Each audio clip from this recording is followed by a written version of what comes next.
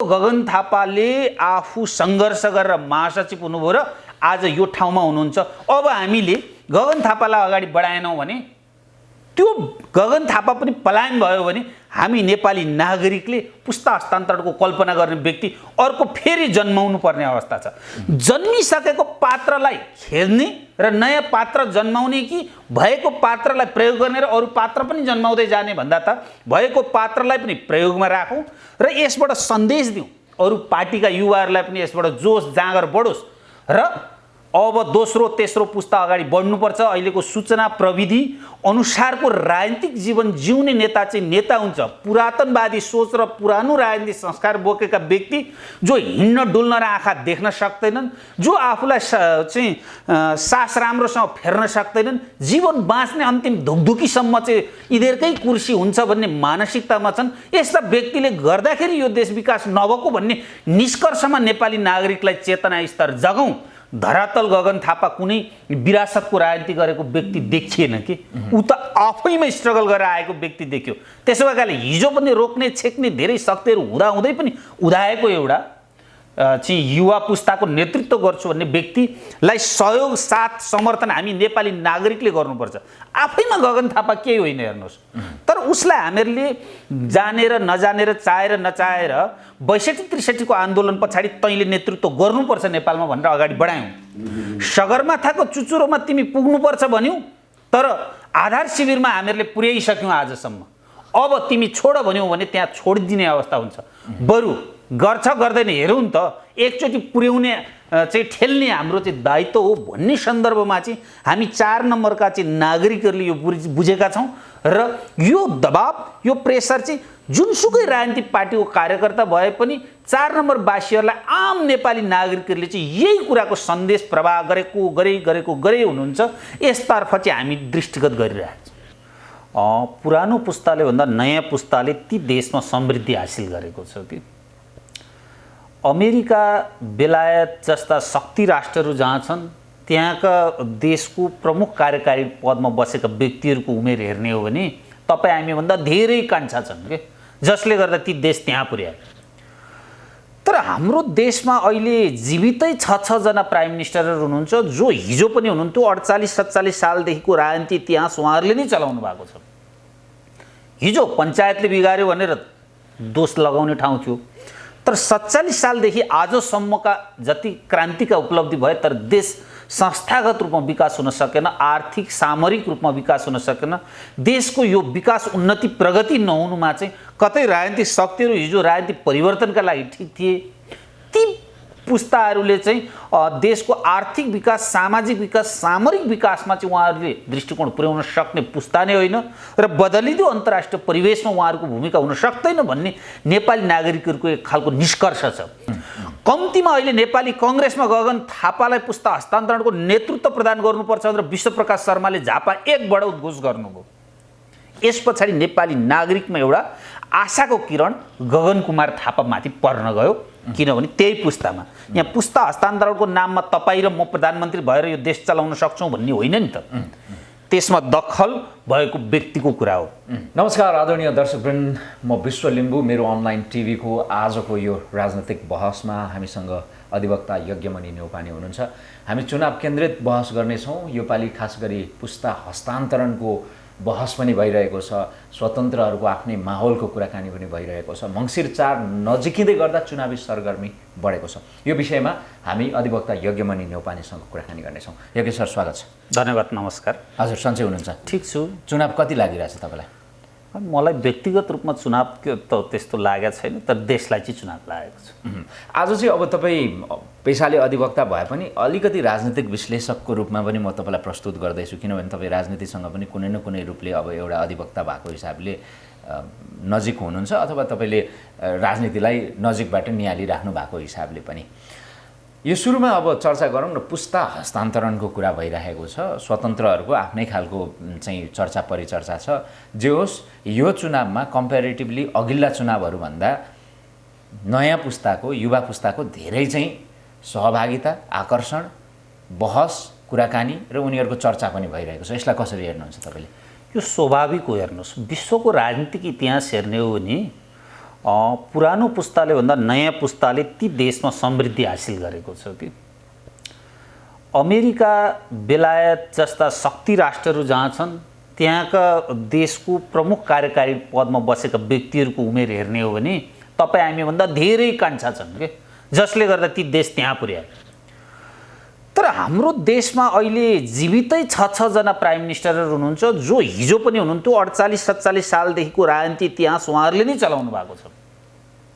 हिजो पञ्चायतले बिगार्यो भनेर दोष लगाउने ठाउँ थियो, तर 47 सालदेखि आजसम्मका जति क्रान्तिका उपलब्धि भए तर देश संस्थागत रूपमा विकास हुन सकेन, आर्थिक सामरिक रूपमा विकास हुन सकेन।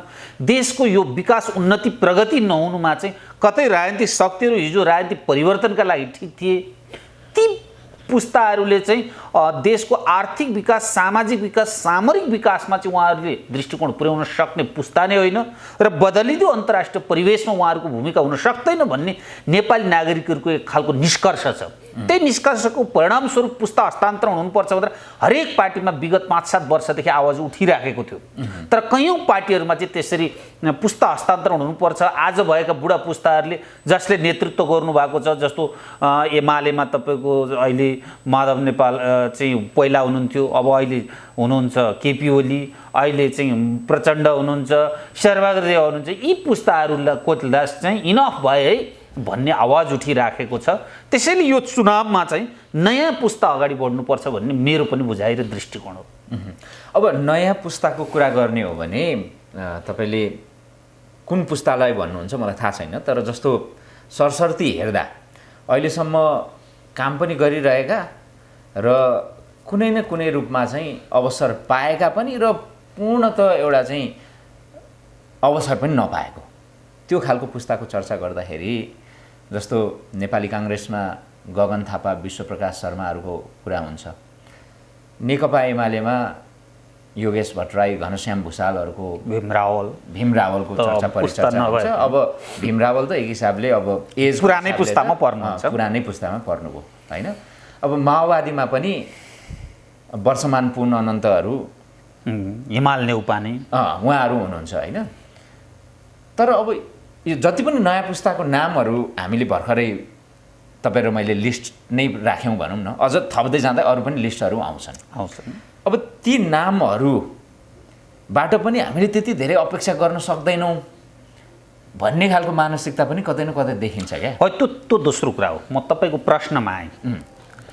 हाम्रो संविधान के हो भने दलीय व्यवस्था हो, राजनीतिक दलको विकल्प छैन, न कि यो संविधान रहन्जेलसम्म। त्यसो हो भने राजनीतिक पार्टीहरूमा जुन अहिले रहेका तपाईँ हामीले लिएका नामहरू छन् नि, ती राजनीतिक पार्टीहरू जुन हुन्, एमाले, काङ्ग्रेस, माओवादी, राप्रपा, यस्ता पार्टीहरूको तल्लो वर्गमा हुनुहुन्छ। उहाँहरूले केही सत्ताको नजिक पुग्नुभएको छ तर आफ्नो प्रस्तुति सो गर्न सक्नुभएको छैन। पुस्ता हस्तान्तरण यो कुरा हो, हेर्नुहोस् कुनै एउटा व्यक्ति लिक्वानीले चाहिँ जुन एउटा विश्वमा एउटा इतिहास रच्नु भएको छ नि, त्यस्तै के हो भन्दा व्यक्ति अरूबाट गाइडेड भएका अवस्थामा उसको नेतृत्व देखिँदैन।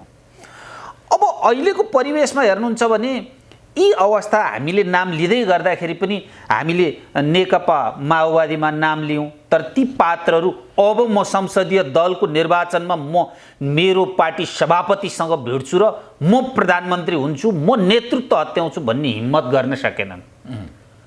जो हिजो हिम्मत गरिरहेका थिए तिनीहरूलाई पार्टी फुटाएर या के गरेर पाखा लगाइयो। अब एमालेमा हामीले घनश्याम भुषालको नाम लियौँ नि, उहाँलाई टिकटै दिएन किनभने उसले पुस्ता हस्तान्तरणको कुरा गरेको थियो। पुरानै पुस्ता चाहिँ हाबी हुने भयो। नेकपा एमालेमा पनि अब संसदीय दलको निर्वाचन हुने अवस्थै छैन अबको निर्वाचन पछाडि। अब यदि गगन थापा, विश्वप्रकाश शर्मा जस्ता व्यक्तिहरूले के भन्नुभयो भन्दा अब पुस्ता हस्तान्तरण आवश्यक छ, यो माटोमा यही पुरानै पुस्ताले राज्य सत्ता सञ्चालन गर्नु भने हिजोको चुनावी अवस्था र आजको चुनावी अवस्थामा परिवर्तन हुँदैन, त्यसैले पुस्ता हस्तान्तरणको आवश्यकता छ भन्नुभयो। कम्तीमा अहिले नेपाली काङ्ग्रेसमा गगन थापालाई पुस्ता हस्तान्तरणको नेतृत्व प्रदान गर्नुपर्छ भनेर विश्वप्रकाश शर्माले झापा 1बाट उद्घोष गर्नुभयो। यस पछाडि नेपाली नागरिकमा एउटा आशाको किरण गगन कुमार थापामाथि पर्न गयो, किनभने त्यही पुस्तामा यहाँ पुस्ता हस्तान्तरणको नाममा तपाईँ र म प्रधानमन्त्री भएर यो देश चलाउन सक्छौँ भन्ने होइन नि त। त्यसमा दखल भएको व्यक्तिको कुरा हो। अब गगन थापामाथि रहेका चुनौतीहरू सामना गर्ने एउटा कुरा हो, तर के हो भन्दा गगन थापाको जन्म, गगन थापाको चाहिँ राजनीतिक उदयमा केही न केही उदाहरणीय कुराहरू छन्। सबै राजनीतिक पार्टीहरूको नियन्त्रणमा त्यसका भातृ सङ्गठन र विद्यार्थी सङ्गठन हुन्थे। नेपाली कङ्ग्रेस चाहिँ राज संस्थाको पक्षमा हुँदाखेरि गगन कुमार थापाले के गरे भन्दा चाहिँ चुनाव गराइदिएर चाहिँ क्याम्पस कलेजमा चुनाव गराएर गणतन्त्र कि राजतन्त्र भन्दा गणतन्त्रका पक्षमा जनमत खडा गर्ने काम गगन थापाले गरेर पार्टीलाई लतारेर विद्यार्थी सङ्गठनको उद्देश्य बमोजिम गणतन्त्रमा लगे। न कि विश्वमा सबै राजनीतिक पार्टीहरू के हुन्छन्, भातृ सङ्गठनहरू मूल सङ्गठनद्वारा गाइडेड हुन्छन्। उनको त्यो एउटा देन हो यो देशमा गगन थापा गर्नु। त्यहाँबाट राजनीतिक जीवन उदय गरेको नेपाली नागरिकहरूले उसलाई विश्वास गरेकोमा आज पनि होला नेपाली कङ्ग्रेसको पार्टीमा उहाँ चाहिँ सङ्घर्षको मैदानमा हुनुहुन्छ। तर आज उहाँले आफूलाई उद्घोष गर्नुभयो, म अब चाहिँ बदलिदो परिस्थिति र आउँदो पुस्ताको नेतृत्व म गर्छु भन्दै गर्दा विश्वप्रकाश शर्माले झापाबाट उद्घोष गरेर मभन्दा जुनियर भए पनि मैले सिनियर ठानेको छु भनिसके पछाडि आम 4 नम्बरका नागरिक र देशका नागरिकहरूलाई अहिले अरू राजनीतिक पार्टीहरूमा यस्ता पात्रहरू उपस्थित हुन नसकेका कारण गगन थापामाथि राजनीतिक जीवन कसरी अगाडि बढ्छ भन्ने त्यो अहिले राजनीतिक रापताप अगाडि बढेको हो। तर मेरो उद्घोष चाहिँ के छ भने एमाले, माओवादी चाहिँ समाजवादी, राप्रपा जुनसुकै पार्टीका पनि दोस्रो पुस्ताका तेस्रो पुस्ताका युवाहरू अगाडि आएर यो पुरानो पुस्तालाई हामीहरूले माइनस गर्यौँ न भने देश यही अवस्थामा रहन्छ। अनि चुनाव गर्ने र त्यही पुस्तालाई ल्याउने हो भने यो देशमा चाहिँ उन्नति प्रगति सम्भव छैन है भन्ने मेरो बुझाइ र दृष्टिकोण चाहिँ आज यथावत कायम छ। आज गगन थापाले म प्रधानमन्त्री बन्छु भन्नुभएको छ होइन, तर त्यो वस्तुगत धरातल हेर्दाखेरि कुनै पनि हिसाबले सम्भव देखिँदैन। तपाईँ के भन्नुहुन्छ? हिजो म महामन्त्री बन्छु भन्दाखेरि पनि हामी वस्तुगत हिसाबले धरातल छैन भन्यौँ। एकचोटि महामन्त्री आफ्नै ससुरासँग लड्नुभयो, आफ्नै परिवारसँग लड्नुभयो। तर दोस्रो चोटिमा त यही नेपाली कङ्ग्रेसभित्र चुनावी मैदानमा भिडेर नेपाली कङ्ग्रेसका कार्यकर्ताले चाहिँ मतदान गरेर प्रत्यक्ष निर्वाचित महामन्त्री बन्नुभयो नि। धरातल आफै बन्ने होइन, बनाउने हो। हिजो गगन थापालाई पार्टीमा ल्याउन नखोजिएको होइन। हिजो गगन थापा विद्यार्थी सङ्गठनमा चाहिँ सभापति हुन्छ भन्ने आधारमा गिरिजाप्रसाद कोइरालाले नेभीसँगको चुनावै नगराएर चाहिँ अगाडि बढे होइन। त्यसो भएकाले धरातल गगन थापा कुनै विरासतको राजनीति गरेको व्यक्ति देखिएन कि, ऊ त आफैमा स्ट्रगल गरेर आएको व्यक्ति देखियो। त्यसो भएकाले हिजो पनि रोक्ने छेक्ने धेरै शक्तिहरू हुँदाहुँदै पनि उदाएको एउटा चाहिँ युवा पुस्ताको नेतृत्व गर्छु भन्ने व्यक्तिलाई सहयोग साथ समर्थन हामी नेपाली नागरिकले गर्नुपर्छ। आफैमा गगन थापा केही होइन हेर्नुहोस्। तर उसलाई हामीहरूले जानेर नजानेर चाहेर नचाहेर 62-63 आन्दोलन पछाडि तैँले नेतृत्व गर्नुपर्छ नेपालमा भनेर अगाडि बढायौँ। सगरमाथाको चुचुरोमा तिमी पुग्नुपर्छ भन्यौ, तर आधार शिविरमा हामीहरूले पुर्याइसक्यौँ आजसम्म। अब तिमी छोड भन्यौ भने त्यहाँ छोडिदिने अवस्था हुन्छ। बरु गर्छ गर्दैन हेरौँ नि त, एकचोटि पुर्याउने चाहिँ ठेल्ने हाम्रो चाहिँ दायित्व हो भन्ने सन्दर्भमा चाहिँ हामी 4 नम्बरका चाहिँ नागरिकहरूले यो बुझेका छौँ। र यो दबाब, यो प्रेसर चाहिँ जुनसुकै राजनीतिक पार्टीको कार्यकर्ता भए पनि 4 नम्बरवासीहरूलाई, आम नेपाली नागरिकहरूले चाहिँ यही कुराको सन्देश प्रवाह गरे हुनुहुन्छ। यसतर्फ चाहिँ हामी दृष्टिगत गरिरहेका छौँ। भनेपछि तपाईँका अनुसार उहाँ भोलि संसदीय दलको नेता हुँदै प्रधानमन्त्री हुने सम्भावना पनि होइन? यसो त संसदीय दलको नेता हुँदै प्रधानमन्त्री हुन सक्नुहुन्न गगन थापा भनेर आजै खुट्टा झिक्ने हो भने अब हामी नेपाली नागरिकलाई एउटा अधिकार छैन नि? पुस्ता हस्तान्तरण गर्नुपर्छ। बुढा नेताहरूले यो देश उन्नति प्रगति गरेनन् भनेर भोलिदेखि हामी 4 गते पछाडि गाली गर्ने अधिकार छैन। या हामी 4 गते पछाडि के भन्न थालौँ भन्दा जुन पुस्ता छ त्यही पुस्ताले नेपालको राज्य सत्ता सञ्चालन गर्ने हो, उनीहरूको मृत्यु पछाडि मात्रै पुस्ता हस्तान्तरण हुन्छ भन्ने निष्कर्षमा पुगौँ। अदरवाइज पुस्ता हस्तान्तरण हो भने कङ्ग्रेसमा गगन थापाले म आगामी निर्वाचनबाट चाहिँ चुनिए पछाडि म संसदीय दलमा लड्छु, नेपालको प्रधानमन्त्रीको क्यान्डिडेट हुँ भन्नुभयो नि, अरू दलमा पनि यसरी युवाहरू अगाडि आउनुभयो, दोस्रो पुस्ता तेस्रो पुस्ताका आउनुभयो नि, तिनीहरूलाई हामीले समर्थन गर्नुपर्छ। होइन भने चुप लाग्ने हो नि हामीले पुस्ता हस्तान्तरण र नेतालाई गाली गर्न छोड्नुपर्छ। दुई मध्ये बाटो कुन रोज्ने भन्ने कुरा चाहिँ हामी नेपाली नागरिकको। अब जस्तो अहिले बढी गगनजीको चर्चा भयो, यसमा अलिकति थपौँ म। जस्तो अहिले गगनजीको पहिलेको जस्तो क्रेज छैन, पहिलेको जस्तो उहाँको चाहिँ पछि चाहिँ मिडियाहरू लागिरहेका छैनन् भन्ने एउटा थरी मान्छेको तर्क पनि देख्छु म। त्यो क्रेज घट्नुका कारण के? समग्र राजनीति जीवनमा, समग्र राजनीतिक इतिहासमाथि नागरिकको वितृष्णा हो नि। गगन थापा माथिको मात्रै त होइन, समग्र राजनीतिक अवस्था धुमिल गराउने काममा यिनै चाहिँ पुराना पुस्ताहरू लागेका कारण नेपालको राजनीतिक धुमिल भएको हो नि त। यो अवस्थामा हरेक नागरिकलाई गएर सोध्नुहोस्, पोलिटिक्स इज नट्टी गेम भन्छन्, डट्टी गेम भन्छन्। यी नट्टी र डट्टीका कुरालाई त आखिर यी राजनीतिक दलका शीर्षस्थ नेताहरूले जिम्मा लिने हो।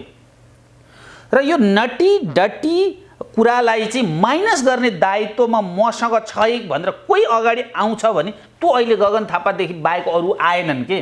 त्यही भएर कतिपय सञ्चार माध्यममा मैले बोलेको कुरा एकाङ्की जस्तो देखिन्छ।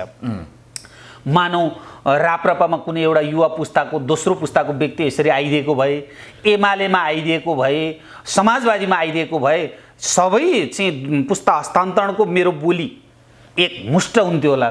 तर चाहिँ यसलाई संयोग मानौँ, अरू कुनै पनि राजनीतिक पार्टीमा पुस्ता हस्तान्तरणको कुरा गर्ने व्यक्तिहरूलाई जिउँदै बाँच्न नै दिएन। हेर्नुहोस्, माओवादीमा हेर्नुहोस्, विप्लवले पुस्ता हस्तान्तरण भन्दाखेरि विप्लवलाई त्यो पार्टीबाटै निष्कासन गरियो। हेर्नुहोस्, भुषाल, घनश्याम भुषालले पुस्ता हस्तान्तरण आजको आवश्यकता भनेर आवाज उठाउँदै हुनुहुन्थ्यो, टिकटै नदिएर खेदाइयो के।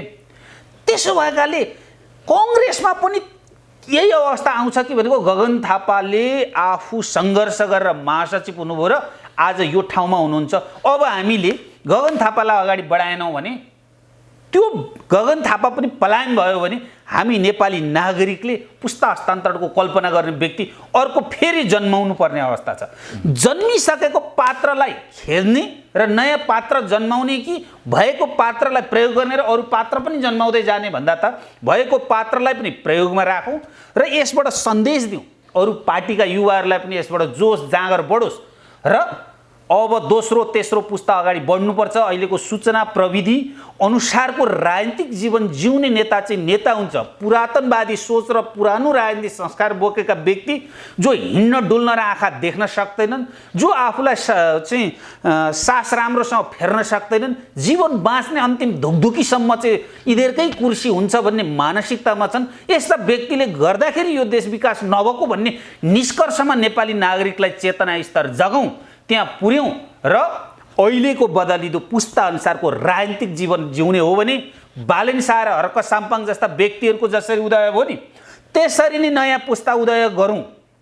मेरो भनाइ यो, अब बालेन शाह र हर्क साम्पाङ जस्ता व्यक्तिहरूको उदय गर्न त स्वतन्त्र त हुन् नि त यिनीहरू भन्ने प्रश्न उठ्दा के हुन्छ भने लोकल गभर्मेन्ट अर्थात् स्थानीय सरकार चाहिँ विकासे अड्डा हो। यहाँ बहुमत अल्पमतको कुरा हुँदैन, त्यहाँ कार्यकारिणी अधिकार हुन्छ। तर चाहिँ हाम्रो चाहिँ सङ्घीय व्यवस्था र प्रादेशिक व्यवस्था चाहिँ के हो भने त्यो नीतिगत निर्णय गर्ने ठाउँ। त्यहाँ चाहिँ के हुन्छ भने मेजोरिटीको चाहिँ निर्णय लागू हुन्छ। स्वतन्त्र व्यक्तिले कुनै पनि निर्णय गर्न सक्ने अधिकार नराख्ने हुँदा स्वतन्त्र व्यक्ति सङ्घ र प्रदेशमा जतिसुकै राम्रा गए पनि त्यो उनीहरूले गर्ने कुनै भूमिका नभएकाले राजनीतिक दल भित्रै चाहिँ नयाँ पुस्ता, नयाँ जोस र स्वतन्त्र हैसियत र पार्टीभन्दा आफ्नो व्यक्तित्व रामलाई चाहिँ अगाडि बढाउने र देशको हितमा सोच्ने व्यक्तिलाई चाहिँ लिएर जाउँ भन्ने चाहिँ मेरो दृष्टिकोण र बुझाइ हो। अब गगन थापाले कतिपय यो चुनावको मुखमा पनि क्लियर गर्न नसकेका कुराहरू छन् भनेर भनिन्छ। तपाईँले केही भन्नुहुन्छ? जस्तो एमसिसीको सन्दर्भमा उहाँले बोलेका कुराहरू र बाँकी जो उहाँमाथि एउटा जुन कृषि व्यवसाय अन्तर्गत जो बाख्रा पालनको सन्दर्भ छ त्यो एकदमै उहाँलाई आलोचना हुने विषय हो। उहाँले क्लियर गर्नु सक्नुहुन्छ? उहाँका तिनटै विषय म क्लियर गरिदिन्छु। नम्बर 1, एमसिसीको सन्दर्भमा संसदबाट पास हुँदै गर्दा भीम रावलले अमेरिकन सेना नेपालमा परेड खेल्छ, अब बुट बजार छ भन्नुभयो। त्यसकै परिणामस्वरूप गगन थापाले के भन्नुभयो भने यदि यो 5 वर्षभित्र अमेरिकन सेना नेपाल आयो भने म थानकोट कट्न तयार छु, चारपटा मुडिन तयार छु, नागरिकता जिम्मा लगाउँछु र मेरो सम्पत्ति जफत गरोस्, किनभने म यो देशको गद्दार ठहर्नेछु। अब मलाई बताउनुहोस्, एक्लो गगन थापाले एमसीसी पास गरेको होइन, 5 दलीय अहिलेका गठबन्धनले पास गरे। हिजो भीम रावल गृहमन्त्री हुँदा एमसीसी अनुमोदन भयो। हिजो चाहिँ केपी ओली प्रधानमन्त्री हुँदा राजन भट्टराई सल्लाहकार हुँदा एमसीसी टेबल भयो संसदमा र माधव नेपाल चाहिँ झलनाथ खनाल चाहिँ लगायतका प्रचण्ड यी सबै प्रधानमन्त्री हुँदा एमसीसी केही न केही अगाडि बढेको छ। गगन थापाले के भन्नुभयो भन्दा मैले गरेको सही यो देशका लागि गद्दार ठहरो भने म यो देशबाट निष्कासन हुन तयार छु भन्नुभयो। अरू नेता तयार भन्न तयार हुने कि नहुने? अनि यो गगन थापा माथिको दुष्प्रचार हो कि गगन थापाले राष्ट्रमाथि देखाएको सदासहायता हो? यो नेपाली नागरिकलाई बुझाउनुपर्छ। सही गर्ने सबै बहुमतले निर्णय गर्ने।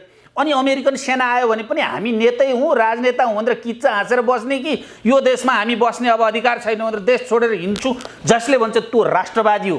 को राष्ट्रवादी र को राष्ट्रघाती हो यसको पनि हिसाब हुनुपर्छ।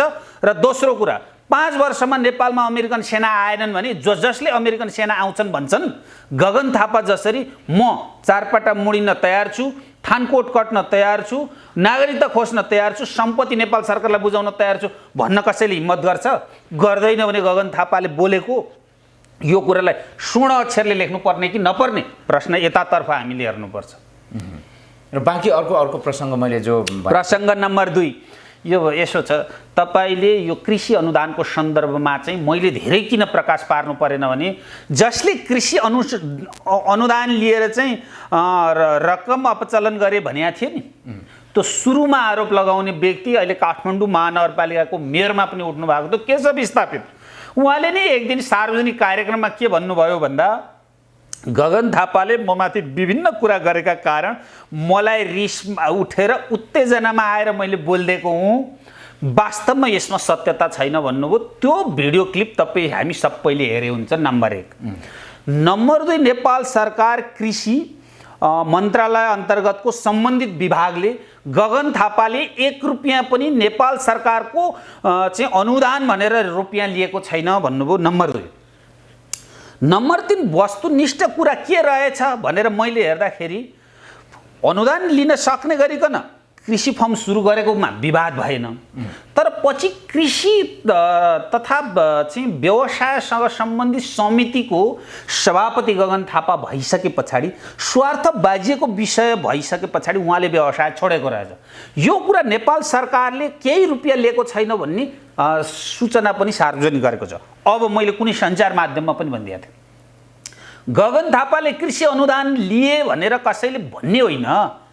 यो नेपालको पारदर्शी कानुन छ, नेपालमा सूचनाको हक छ। कुन मन्त्रालयको कुन मितिमा कहाँबाट लिए, यति रुपियाँ लिए भन्ने कसैले दस्तावेज ल्याउँछ भने त्यसै दिनदेखि गगन थापाका विरुद्धमा म बोल्न तयार छु।